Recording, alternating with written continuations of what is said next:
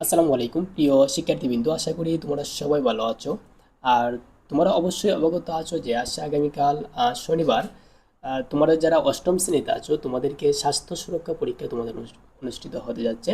আহ, স্বাস্থ্য সুরক্ষা পরীক্ষার যে প্রশ্নপত্রটা আছে আমি এই মুহূর্তে তোমাদের সামনে সেই প্রশ্নপত্রটা উপস্থাপন করব। আরেকটা কথা ভালো করে মনে রাখবা যে এখন আমি যে প্রশ্নপত্রটা তোমাদের সামনে উপস্থাপন করব সেটা হচ্ছে 100% রিয়েল কোয়েশন। আগামীকালকে তোমরা সেই প্রশ্নটাই পরীক্ষার মধ্যে পাবে। ওকে, তো সময় নষ্ট না করে আমি তোমাদেরকে এই প্রশ্নটার প্রথম থেকে শেষ পর্যন্ত দেখিয়ে দিব। এখানে যা লেখা আছে সেটা তুমি নিজে পড়লেও বুঝতে পারবা। সো এখানে একটা আছে একক কাজ, কাজ এক যে আছে এটা একক কাজ, এটা তোমাকে নিজেকে করতে হবে। আর যা আছে সব দলগত কাজ। তো একক কাজের প্রিপারেশনটা তুমি নিয়ে নিবা, আর দলগত কাজের প্রিপারেশনটা নিয়ে নিবা যাতে তুমি তোমার বন্ধুদের মধ্যে ভালো পারফরমেন্স করতে পারো। সো চলো আমরা আজকে আগামীকালকে অনুষ্ঠিত স্বাস্থ্য সুরক্ষা অষ্টম শ্রেণীর শিক্ষা শিক্ষার্থীর জন্য নির্দেশনা দেখে নিই। তোমরা অষ্টম শ্রেণীর সবাই মিলে বনভোজনে যাবে।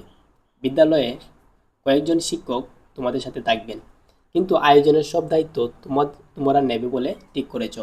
তোমরা শিক্ষকবৃন্দুর সাথে একটা মিটিং করে আয়োজনে কি কি বিষয়ে প্রস্তুতি নিতে হবে তার একটা তালিকা করে নিয়েছো, এবং কয়েকটি কমিটি করে তোমাদের মধ্যে দায়িত্বগুলো ভাগ করে নিয়েছো।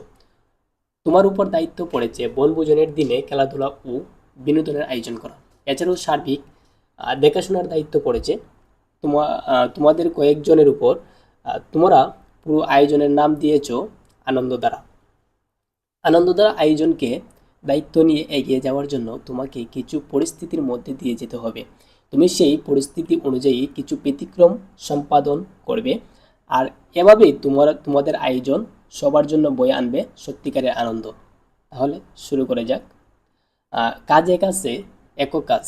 সেই একক কাজটা তোমরা পড়ে নিবে, কারণ যা আছে সম্পূর্ণ বনভোজন নিয়ে আছে, আলোচনা করা হয়েছে। সো এই একক কাজটা তুমি সুন্দরভাবে পড়ে নিবে এবং আনসার করার মতো চেষ্টা করবে। ওকে, একক কাজের মধ্যে দুটো অপশন আছে, সেটা তুমি নিজের মতো করে করবে। একটা চক আছে, এটা একটু ভালো করে দেখে নেবে। কারণ কাজ দুই আছে, কাজ দুই দলগত কাজ। এই কাজ দুইটা তোমার স্যারে তোমাকে দল দলে ভাগ করে দেওয়া হবে। আর দলে বসে তোমরা কাজ দুই সম্পাদন করবেন। কি দেওয়া আছে কাজ দুইতে এটা তুমি পড়ে নিবা। কাজ তিন একক কাজ, এই কাজ তিন যেটা আছে এটাও তোমাকে নিজেকে করতে হবে। আসলে আমার গলা ভাঙার কারণে আমি একটু অসুস্থ, তাই আমার কণ্ঠটা একটু অন্যরকম শোনাচ্ছে। সো আমি সম্পূর্ণ ডিসকাস করতেছি না, তোমরা একটু কষ্ট করে বুঝে নিও প্লিজ। এটা ছিল আজকের প্রশ্ন। আমি সেই প্রশ্নটা আবার প্রথম থেকে শেষ পর্যন্ত তোমাদেরকে দেখাইতেছি। তোমরা প্রশ্নটা একটু সুন্দর করে দেখো।